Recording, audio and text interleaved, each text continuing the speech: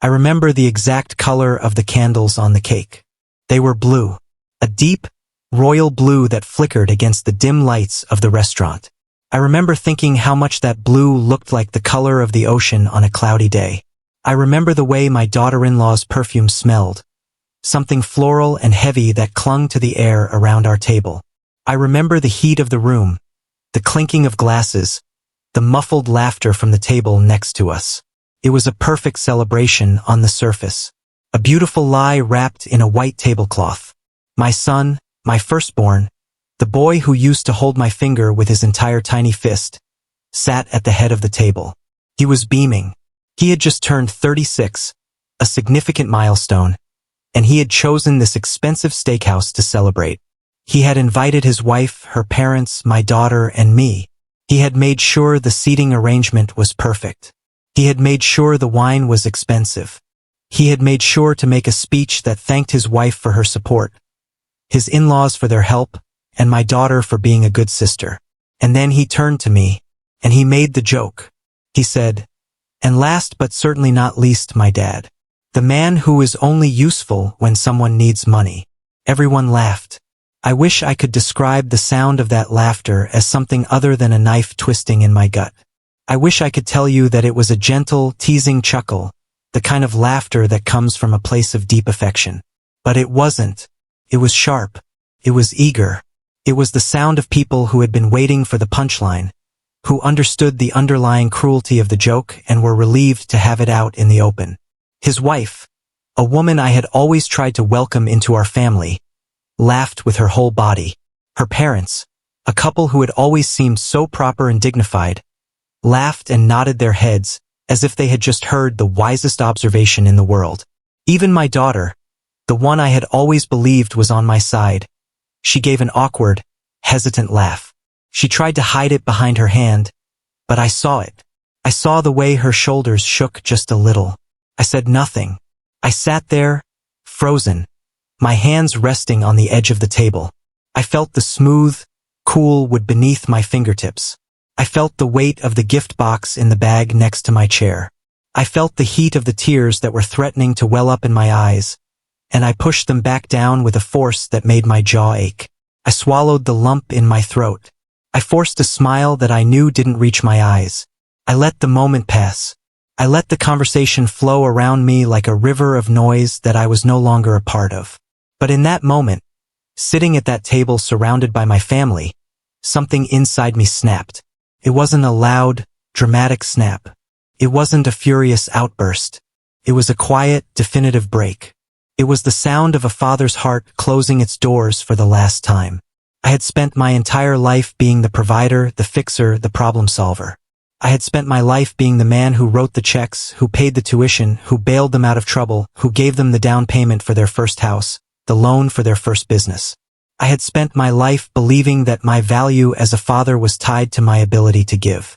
And in that moment, I realized that was all I was to them. A wallet, a walking ATM, a man who was only useful when someone needed money. My son's joke was a revelation. It was the truth that everyone at that table knew but had never dared to say out loud. It was the truth that I had been too blind, too desperate for their love and approval to see. When he opened my gift, the laughter stopped. He had expected an envelope. He had expected cash or a check or perhaps the keys to a car. That's what our relationship had always boiled down to. Transactions. I would give and he would take. I would provide and he would spend. It was the silent language of our family. He tore the wrapping paper off the box with the eager entitlement of a man who had always been given everything he wanted. Inside was a document, a legal document, a notarized document that laid out the future of everything I had worked for my entire life. The silence in the restaurant was deafening. It was a hollow, ringing silence that seemed to suck all the air out of the room. The laughter that had been so vibrant moments before was gone, replaced by a creeping, icy dread. He stared at the document, his face going pale. His wife leaned over to read it, and her own face contorted from curiosity to shock to pure, unadulterated anger. Her parents, who had been so quick to laugh at his joke, now looked at me with a mixture of horror and disgust. What is this?" my son stammered, his voice cracking. He looked up at me, his eyes wide, searching my face for an explanation, for the punchline. Dad, what is this? It's a document outlining my final wishes, I said. My voice was surprisingly steady. It was a voice I didn't recognize. It was calm. It was resolute. It was the voice of a man who had nothing left to lose. I looked around the table. My daughter-in-law was glaring at me with naked hatred. Her parents were whispering to each other, their eyes fixed on me as if I had just committed a cardinal sin. I've decided to leave everything I own to my second wife, Sarah, I continued. The woman who has stood by me through the most difficult moments of my life. The name Sarah hung in the air like a curse. They all hated her. They had always hated her.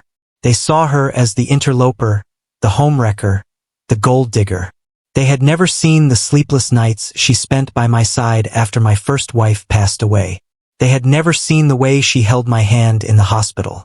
They had never seen the tears she shed for a family that would never accept her. They only saw a threat to their inheritance. And there's more, I said, my eyes locking with my son's. I've also decided that my son will no longer live in my house. I had bought that house years ago, a big, sprawling family home with a massive backyard. It was a house that was supposed to be filled with grandchildren and laughter.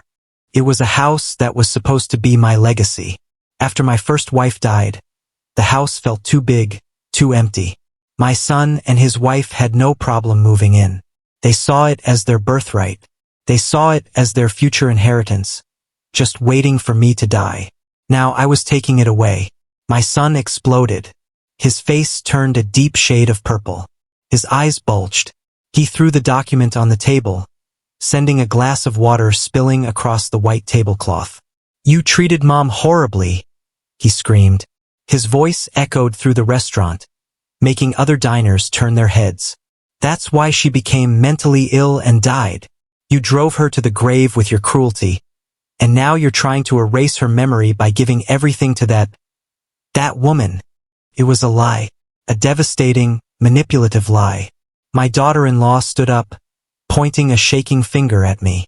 She's a manipulative woman, she shrieked, her voice high and shrill. She married you because she wanted your money. She saw a lonely, wealthy old man and she pounced.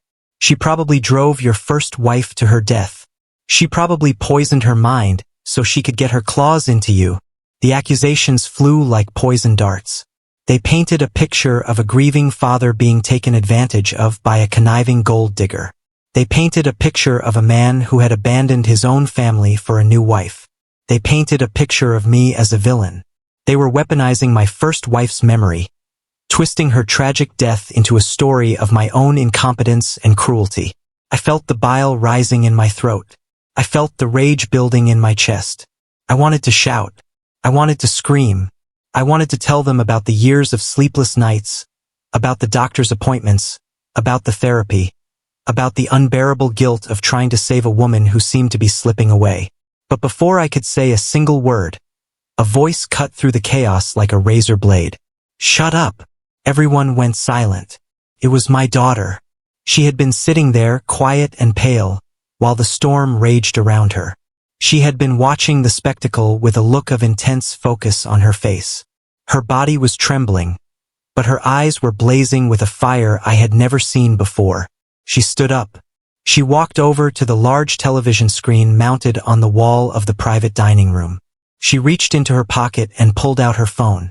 With a few taps, she connected it to the screen. Everyone, she said, her voice steady but laced with an emotion that was terrifying to witness. Watch. And then the video played. It was grainy, a video of my son, her brother, standing in what looked like his living room. He was on his phone. The camera was shaky, as if it was being held by someone hiding it. But the audio was crystal clear. I'm warning you.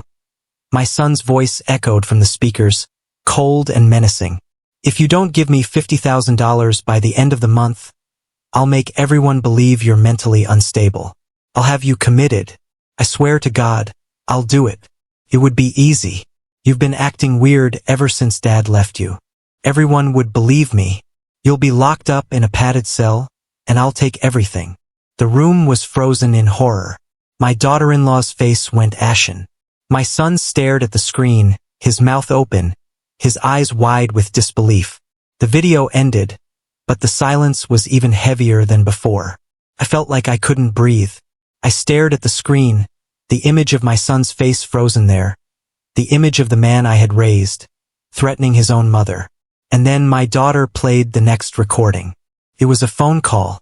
The quality was poor, but the voice was unmistakable. It was my first wife. Her voice was racked with sobs, breaking every few words. "She's giving me pills," she cried. "My daughter-in-law, she's telling me they're vitamins, but they make me feel so dizzy, so confused.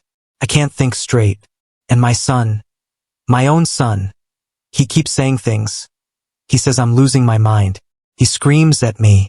He tells me I'm a burden. He tells me if I don't do what he says, he'll make my life a living hell." She was crying. She was sobbing. It was the sound of a woman being destroyed. "Please," my first wife continued, her voice a broken whisper. "You have to help me. I'm so scared. I don't know what's in these pills. I'm so scared of my own son." The call ended. I was shaking. My entire world was turning upside down. I had always believed that my first wife's mental health issues were the result of a chemical imbalance, a terrible tragedy that had no cause, no culprit. But now the truth was staring me in the face. My son and his wife had been poisoning her, both physically with those suspicious medications and psychologically with his brutal torment. They had been systematically breaking her down. They had been gaslighting her, making her question her own sanity so they could control her.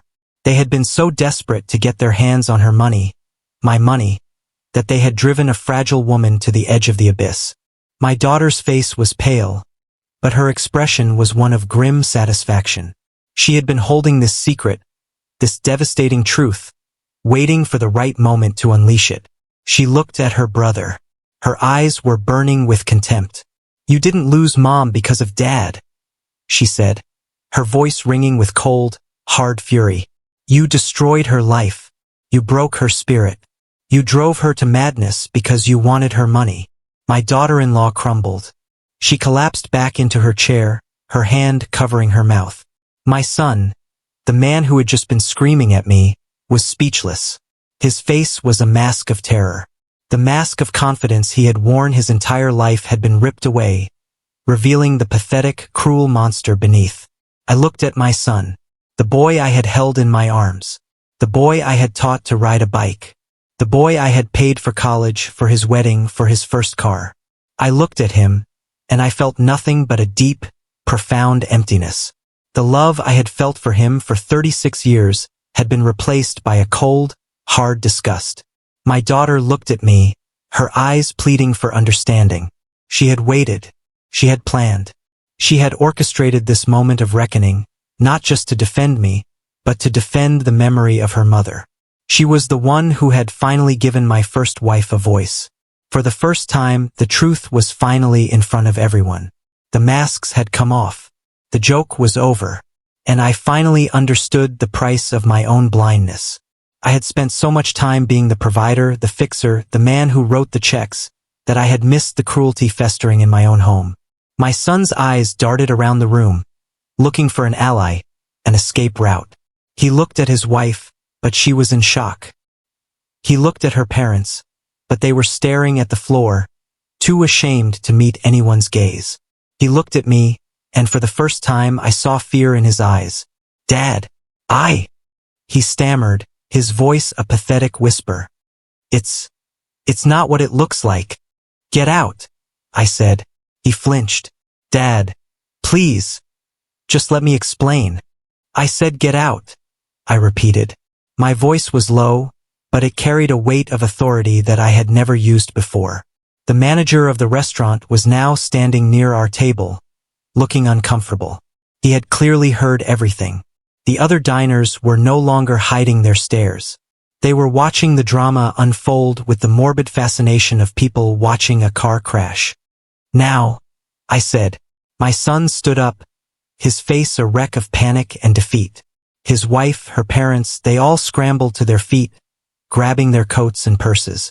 They fled the room like rats leaving a sinking ship. The door swung shut behind them, and the silence they left behind was deafening. My daughter came to me and put her hand on my shoulder. She was trembling, but she was also smiling. It was a small, sad smile, but it was real. "I'm sorry, Dad," she whispered. "I wanted to tell you sooner, but I was scared. I was scared of what they would do to me, and I didn't have the evidence. I had to wait until I had it all." I reached up and placed my hand over hers. She was the only one who had truly loved me, the only one who had seen the truth and had the courage to expose it. "You did the right thing," I said. "You were the only one who did." I looked back at the table. The gift box was still there, the documents still lying on the tablecloth. It had been my final act, a bold stroke to cut my son out of my life. But it felt so insignificant now, so small. This wasn't just about money or a house. This was about justice. This was about the truth. This was about the soul of my family. But the question that haunted me, the question that has haunted me every single day since, is how did I not see it? How did I miss the signs? How could I have been so blind to the suffering of my own wife, the mother of my children? I thought about the last months of my first wife's life. I remembered how withdrawn she had become. I remembered how she would flinch when my son came into the room. I remembered how she would sometimes stare at me with a look of desperation, a look I now realized was a cry for help. But I had chalked it all up to her illness. I had let them tell me it was her illness. I had believed them because it was easier to believe that she was sick than to believe that my own son was a monster. I realized now that his first act of cruelty wasn't his joke at my expense. It was his betrayal of his mother. His betrayal was my greatest failure. I had failed to protect the one person I was supposed to protect. I had failed to see the darkness that was growing in my own son's heart. And that failure had cost my first wife her life. As I drove back home, the city lights blurring through my tear-filled eyes, I thought about my son. I thought about all the times he had played the victim, the loving son who had lost his mother to a disease. I thought about all the sympathy he had wrung out of people, all the support he had manipulated. It had all been a lie. It was a terrifying thought. The man I had raised, the man I had poured everything into, was a complete stranger. A charming, manipulative, gold-digging stranger who had been wearing a mask for the better part of a decade. I drove past the house I had told him he could no longer live in. The lights were off. The big, beautiful house was dark. He wasn't there. I don't know where he went. I don't care. It was over. But was it really over? Or was it just the beginning of a new nightmare? The next morning I had to face the music. The news had somehow spread. The humiliation at the restaurant had been witnessed by too many people. The video of my son threatening his own mother was on the internet, shared by 1,000 accounts. The phone calls started coming. Friends, distant relatives, business partners. Everyone wanted to know if it was true. I didn't answer the phone. I let Sarah answer the calls. She had been with me through everything, and I had never been more grateful for her strength. She handled the reporters, the angry relatives, the gawkers, with a grace and patience that left me speechless. My son, however, went into hiding.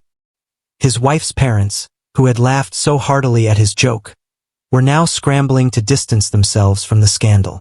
His wife, I heard, had left him. She had returned to her parents, clutching her pearls and claiming to be a victim.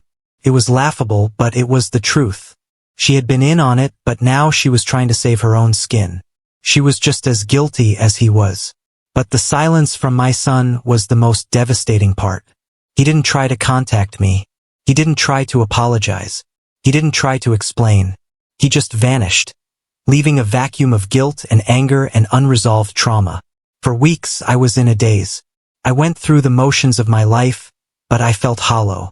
The discovery had broken me. It had broken my faith in my ability to judge people, in my ability to be a father. Then, one afternoon, my daughter came over to my house.